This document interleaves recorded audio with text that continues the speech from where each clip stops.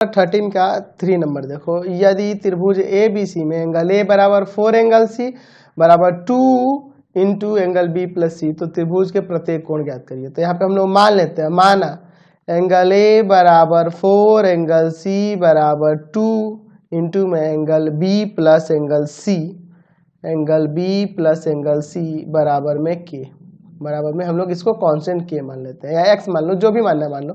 यानी angle A बराबर हो जाएगा के और 4 एंगल सी बराबर के, यानी कि एंगल सी जो होगा, एंगल सी जो होगा के बाई 4 हो जाएगा। उसी तरह से यहाँ पे 2 angle B plus angle C equal to के, यानी कि angle B plus angle C जो होगा ना आपका के बाई 2 हो जाएगा। अच्छा, चूंकि हम जानते हैं कि त्रिभुज के तीनों कोणों का योग, तीनों कोणों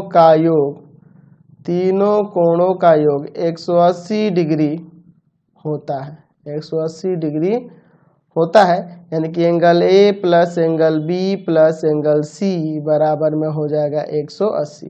तो एंगल ए के जगह पे के लिख देते हैं और बी सी यानी बी प्लस सी का वैल्यू के बाई 2 हो जाएगा ना, और बराबर में 180। यहाँ पे एलसीएम ले लो, 2 के प्लस के इक्वल टू 180, ये जाके उधर गुना कर देगा। या एक काम करो, पहले 3 के कर दो इसको, 2 के और के, 3 के बाई 2 बराबर 180 डिग्री, ये जाके भाग वाला गुना में, गुना वाला भाग में, यानी कि के बराबर हो जाएगा 180 बटा 2 और गुना में 3, 3 से 18, के का मान क्या आ जाएगा 120 डिग्री।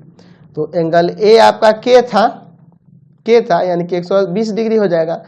एंगल बी प्लस सी है ना, बी प्लस सी है, तो एंगल सी पहले निकाल लेते हैं। एंगल सी क्या है, के बाई 4, तो आ जाएगा 120 और बाई में 4, 120 बटा में 4, 30 डिग्री हो जाएगा।